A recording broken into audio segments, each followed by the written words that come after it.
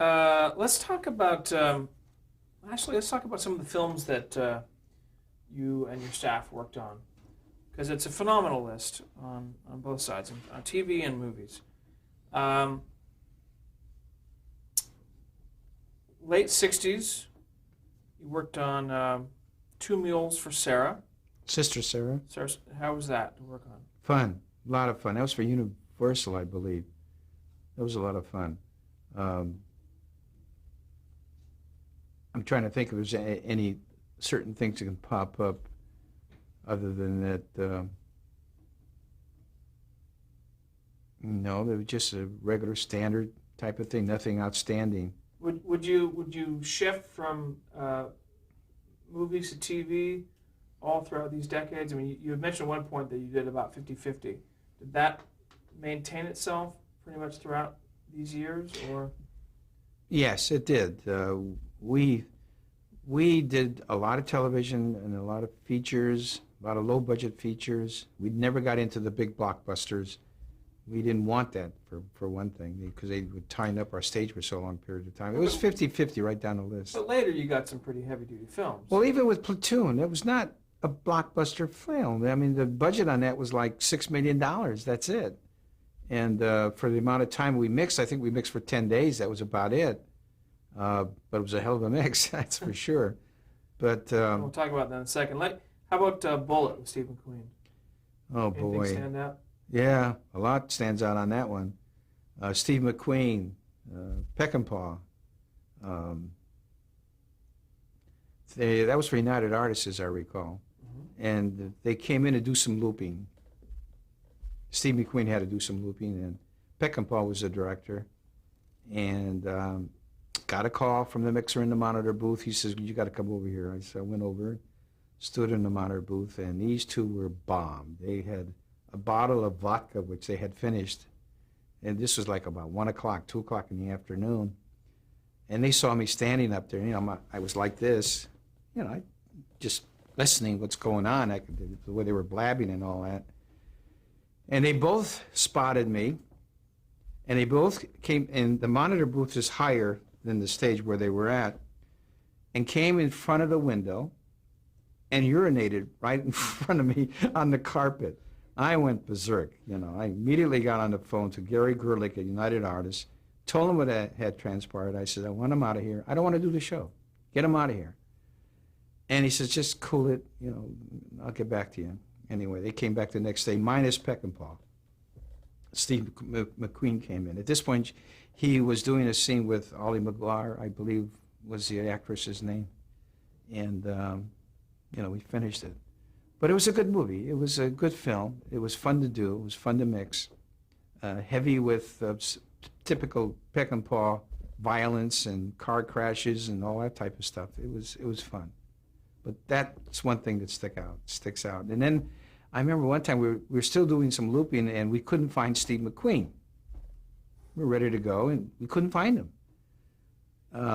We looked in the restroom, we looked everywhere, we couldn't find him. So we went outside in the parking lot, and he was in the car with Ollie, "Excuse me, we're waiting for you." And we had to wait about a half hour, and they came back in. I don't know if you want to print that or not. That's okay. It's printed. And also that had like car chases, and it was anything unique about taking with the production sound. God. No, there wasn't too. A lot of the stuff on production was basically the car chases and so on, which we had to augment with additional sound effects and what have you. No, it was a difficult mix. It was heavy with sound effects. A lot of dialogue that had to be cleaned up. It went well. It went well, but it was difficult, especially with Peckinpah directing. It was not a very highly tensed session. Later in the 1960s, you oversaw the sound design for The Graduate. How was that? We did, for The Graduate, we did looping only, where they came in and replaced some dialogue that they wanted to replace. Other than that, I don't recall doing any mixing on that show. That was Dustin Hoffman, wasn't it? Right. Right, Mike Nichols. Mike Nichols. directed. Easy Rider, 69. Oh, that was fun. That was a motorcycle film with Roger Corman. Peter Fonda, Dennis Peter Hopper. Fonda, Dennis Hoffman, who at that point were just beginners, as I recall. Dennis Hopper.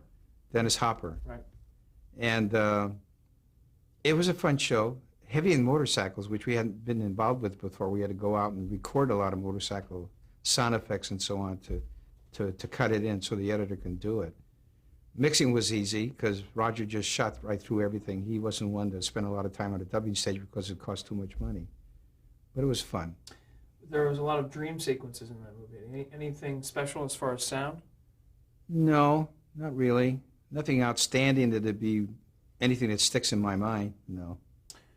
Into the 1970s, some of the films that Ryder did was The Godfather. Something, I don't know what, but I don't recall on The Godfather, Francis Coppola. mhm. If we did anything, we did some Foley and maybe some looping. I don't recall. I know when Francis Coppola was at SC, we did films for him. When he was just a student, we set him up with the equipment and all that. And had to teach him how to use it. You recognize early talent? He was very talented. He really, when he was shooting the film, on this, I'm trying to remember the name of the film, I think it was Dimension 13 or something like that. He would try all kinds of crazy stuff. And he had the equipment. We gave him the portable equipment so he'd be more movable.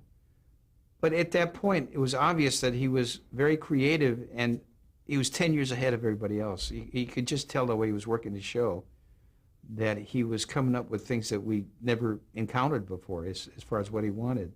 And it worked. The guy's successful. I'm sorry, didn't Coppola go to UCLA? Wherever he was. He was at one of the colleges. I think it was UCLA. Or was it Ron Howard that was at USC then? Ron Howard. Yeah, because all right, then it was Ron Howard, it was USC. Right. Because we did his first stuff too when he was with Roger Corman. Right. Saturday Night Fever, Smokey and the Bandit. Those are all looping. Yeah. The original Star Trek motion picture, Star Trek 1. Star Trek was the pilot. We did the original pilot. And motion pictures. We did the Foley, sound effects recording the picture on that one. In 77, you and your staff were nominated for 6 Emmys in the same year. Oh, was that embarrassing. It was in one category. We were the only ones in there. And I was on the Board of Governors at that time. But isn't it a good embarrassment? I was embarrassed, period. I mean, when I walked into the meeting, everybody looked at me because I hadn't even seen the list of the nominations that came up. And they accused me of all kinds of stuff, and I didn't even know what they were talking about until they showed me the paper, and I was really embarrassed. But we didn't do anything. We just voted. That's all we did. But Well, and those, just for the record, the shows that were nominated in 1977 were The Matter of Karen Ann Quinlan, yes, Having Babies, which was on ABC, A Passionate Man, NBC, Tarantulas, Dangerous Cargo, See How She Runs, and then Young Joe, the Forgotten Kennedy. How many is that all total? I think 6. And Young Joe, the Forgotten County, won for best. Yeah, but there was another time where there was 7, and all 7 of them were our shows. Another embarrassment? That was the big one. I was really embarrassed on that one. That was 1981. Is that when it was? I think actually we have here that you were nominated for 14 Emmys in 2 categories that year, in 81. Wow. I can't help it. What do you want me to say? You were the best. So I tell you one thing though, the first time in the history of the industry, we were the only ones to ever win an Oscar and an Emmy in the same year. Remember That was for what? Platoon and God, what was it? It had to be. Was it Stalin? Cross of Fire, Cross of Fire. 1986. Yeah, it was the first time. course, we're accused of all kinds of things, but, we can do anything. Let's go back into TV here, and I'd love for you to talk about some of the projects that I think you won Emmys for personally. Pole Position. Yes. Now, if you were, that was such a long time ago. You were trying to, if you want me to tell you what it was all about, I don't even remember. Oh no, but anything that I stands think it was out? I don't know if that was a cartoon or. Michael, you're going back so far. I understand. Yeah, I can't remember. Stalin. Anything jumps out? Stalin, I remember Stalin. We had to dub that thing twice. Why? We dubbed it the first time, and then there was some conflicts internally with the producing company between, I guess, creative differences, if you want to call it that. And so we had to dub it a second time. And at that point in time, in fact, it was very difficult because the crew that was doing it originally, I had tied up on another show in the same room. I had to move it to one of my other studios with a complete different crew. So when that thing won an Emmy, we had 6 mixers that won because they're both contributing to this one film. That had never been done before. Back then, before you got to digital format, how concerned were you about generation loss if you were to redo something, or as you're building the tracks? Was that a concern at all as far as? Well, not as much as it was prior, because now we had the Dolby noise reduction unit in, and that helped considerably. And it's not like it is now. With digital, of course, no problem. But it wasn't that much of a problem. Of course, there was a generation loss, but not to a point where the common TV viewer would even notice. But the Dolby noise reduction unit helped considerably. Prior to Dolby, certainly the educated ear would notice a difference. Was it a big enough difference to the educated ear, or a big concern as far as the process? It was always a concern, Michael, but there wasn't equipment to correct it. We would do the best we could with dip filters and equalizers and what have you, and noise suppression units to cut down the background noise and what have you. But you could hear it pumping away. But that's the way it was. There was nothing else available. Another show that you won an Emmy for, Journey to the Outer Limits. That was out of New York, and that was a science fiction film.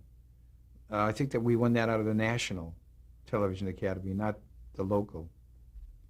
It was strictly a science fiction film. Anything stand out about the No, not really. By that point, we were doing so much science fiction for AIP, we just had a regular library. We just threw everything in there, and off it went. And the editors that were working on it were so familiar with it, it was just a run-through. There's only one film that stands out in my mind that were really difficult, and we were concerned, and that was Phoenix City. We were shooting this film, and it was about the crime lords and so on. I mean, they were really threatened down there. We had to have police to guard us and to protect us and so on. It's the only one that we really had a lot of problems with. I don't know if I even have it listed in my list there. I don't think It was Phoenix City. Was a hell of a film.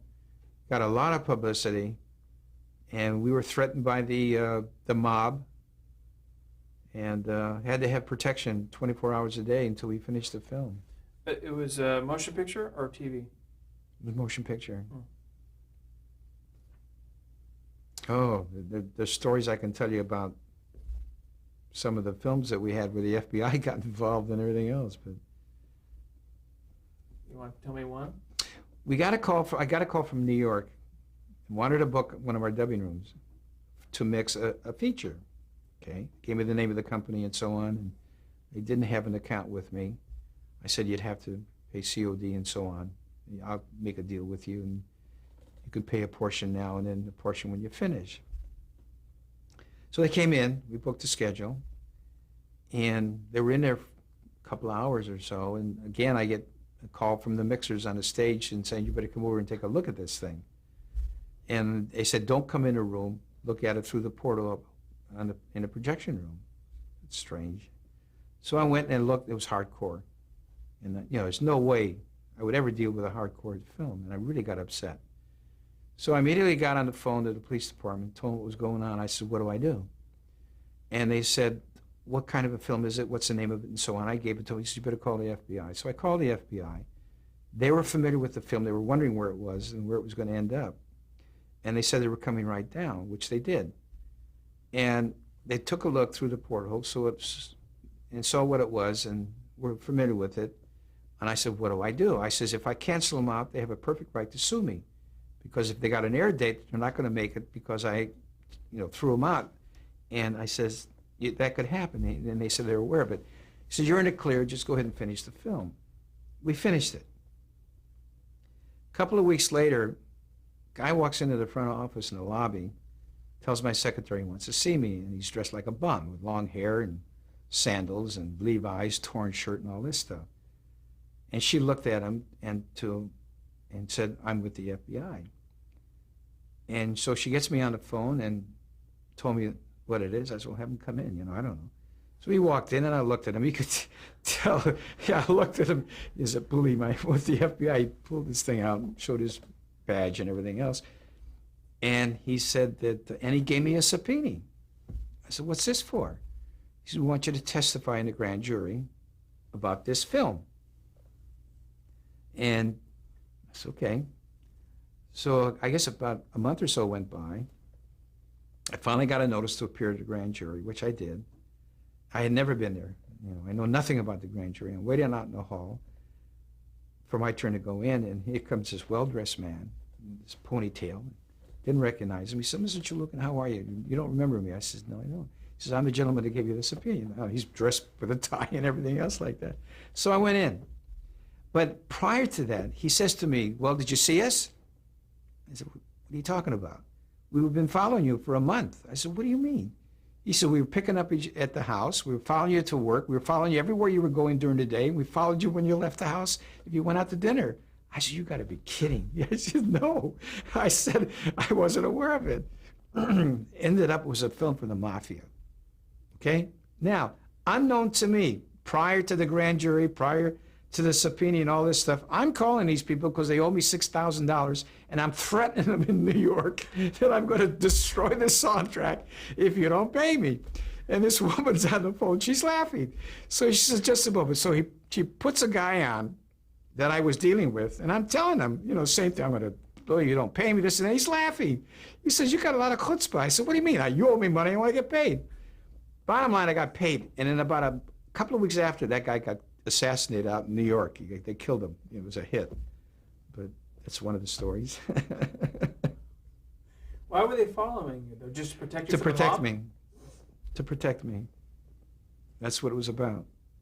You would think that they would notify you. That They didn't. They didn't want me to know. I was in shock. I didn't even tell my wife about it until years later. Hey, you want to talk about threats? I tell you the threats I got when I was president of the Television Academy. You want to talk about that? But anyway, well, we'll get into that later. We'll get to that. Now, you were called to duty a couple of times. One, as I understand, you were called by a congressional Watergate committee. Correct? They called me. Who I think it was the FBI. They called me on that one, and they had, the tapes, the Nixon tapes. They had this 28-minute or whatever it was of time that has been erased, or there's a squeak or whatever on the tape. So See, he was recording everything that was going on in his office. President Nixon was recording. President Nixon was recording all the things, and we supplied him with the equipment, incidentally. That Nagra, he had it. We set him up in the office with the Nagra recorder. How did that happen? They called and wanted to buy the Nagra recorder, and they wanted us to set it up in his office, which we did. We didn't know what he was going to do with it. So the White House had called, or? Yeah. I don't know who it was that called from the White House, but it wasn't Nixon, it was somebody else. And They wanted to buy the Nagra recorder. They wanted to set it up in his office. They were going to hook it up with microphones. I guess they hid the microphones all over the place. which is the result of this recording that he did when the Watergate thing came up. So I read about it in the papers, and Lauren Ryder was saying, do you know how this could happen? You know, how could this happen? Because they're calling and wanting to know. They called him. I said, I don't know. I said, let me see what I can find out. And so I put some tape up. I had some dialogue tapes from dailies that were of no value anymore, so I stuck it on the machine. It took me maybe a couple hours or 3 hours or so. I finally figured out how they did it. And what they did is they had the bias on, which bias means recording on, and then they reversed the tape going backwards, which put this high-pitched frequency in there for a period of time, which erased everything but left this high-pitched tone. So I went to Lauren and I said, Mr. Ryder, here, this is it. This is how it was done. I played it back and he says, you're absolutely right. So we wrote a letter to Washington, told them what we found, explained how we did it, and why it was caused, what caused it, and so on, etc. Never heard a word from them. Never got a reply. Months later, they put on an article in the newspaper, word for word, saying they found it and how it was done, and word for word use all the explanations that we did as if it came from them. Lauren Ryder read that and he started laughing. I said, what are you going to do? He said, I'm not going to do a damn thing. He said. That was the Watergate. Then there was the Kennedy thing, Kennedy assassination. President Kennedy. And that one I got a call again from the FBI. Do you know what year approximately? Well, I would think it had to be a year or so after the assassination, if not longer, someplace in there. Mid-60s. Yeah, someplace in there. You know, I got a call. He said, I want you to listen to these tapes. I want your opinion. He was in Washington. I said, sure, bring it by. I said, you're going to bring the original or you're going to give me a copy? He said, what do you want? Well, I'd rather have the original, but if you feel uncomfortable about that, I'll listen to the copy. He said, I'll tell you what, I'll bring both of them. So he did. And I don't know how he got even let him have the original, but it's the FBI. Now, what tape is this? Where's this from? This is from the recording on the motorcycle of the policeman. You got it? It's that recording. The motorcycle cop had a recorder that was going. Don't ask me how it was set up. I don't know how it was set up on the motorcycle, but it's that recording that I listened to. I must have spent hours on that thing with him, with certain equipment and controls and frequencies and filters and what have you. I'm sorry. So they called you. We're going to bring an original and a copy. What did they want you to do exactly? They wanted to know, in my opinion, how many shots were shot, because everybody said it was 2, and that's all I knew. You must understand. All I knew there was nothing about other than 2 shots. There was a question about it. I remember reading about that, but nothing else. So when he brought that over, I put it through my process, the equipment and so on. He sat there with me, and at this point, I was using the copy. I didn't want to touch the original at that point. And I finally, after an hour or 2 hours or whatever the hell it was, I said, I think there's 4 shots here. He says, are you sure? And I said, I'll point them out to you. And I had the scope in front of me, and I could show him the peaks.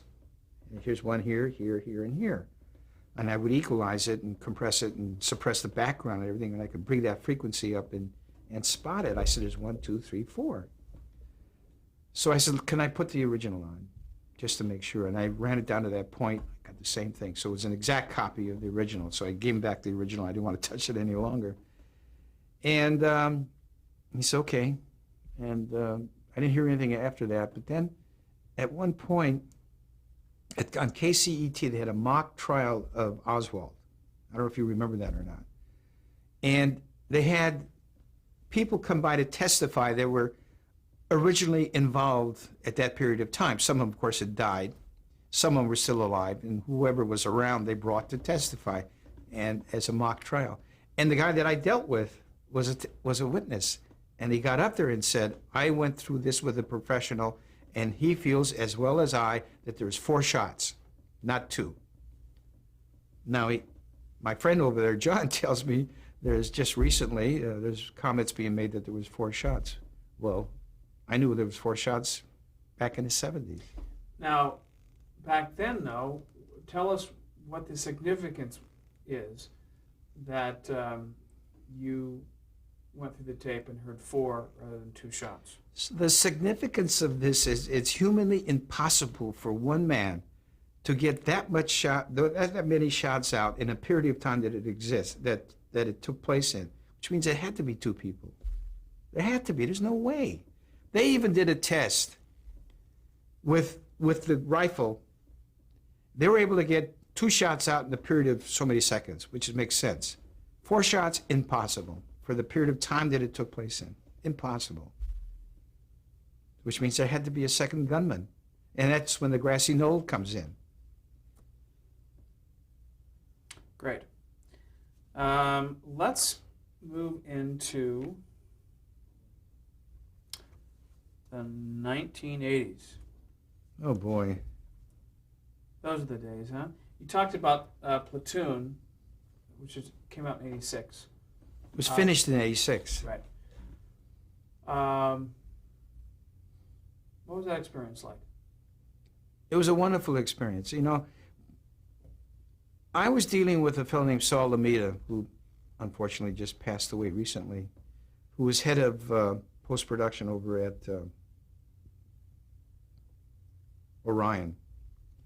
And he called me up and said, I have a picture I want you to mix, which was called A Hoosier, which was Gene Hackman and so on. It was a basketball film. Mm-hmm. So I booked it at a certain date that he wanted. And then a couple of weeks later, he called me back. He said, I'm going to cancel that and pull that show out of there. I'm going to give you another one. Now, I heard a lot about Hoosier, that it was a hell of a picture and it might even win an award, and I really got upset with him.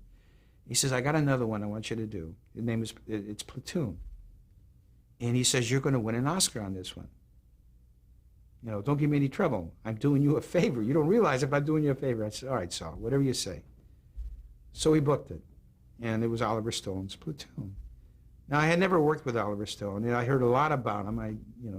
At that point in time, he was just freshly out of Vietnam, more or less, and, he was on certain things, substance abuse and so on. And I'm pretty square and conservative, and I just wouldn't allow any type of stuff like that to go on in my facility. No drinking, no drugs. If I knew a client was that way, I would never book the show.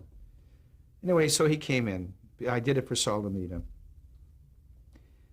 And it was a pleasure to deal with Oliver. It really was. And the times I'd go in and out of the room just to see what it was like, I would sit there and listen to the soundtrack and see what the mixers were doing. And I have a thing that happens with me. If everything is perfect as far as sound is concerned, if the story is great, if the photography is great, I get a tingling, believe it or not, on the back of my spine, all the way from the neck all the way down. I get that tingling sensation. And I don't get that too often. I do once in a while, but not too often. I got it on that one. And I called Saul Lamita. I said, Saul, this is going to be a winner. And I told him what happened. He says, you're stupid. You don't know what you're talking about. You're silly, this and that. I said, I'm telling you, this is going to be it. The one thing I noticed about that, when I'd go up there, Oliver, on certain scenes, would leave the room. He would start sweating. He would leave the room. He would go outside, wipe himself off, walk around a little bit, smoke a cigarette, and come back up again. But he would leave. He's done it. And I asked the mixers, how often does he do? He said, does it quite often. Because this was a story. This was his story. This is what happened to him in Vietnam. And let me stop you right there. Hold that thought.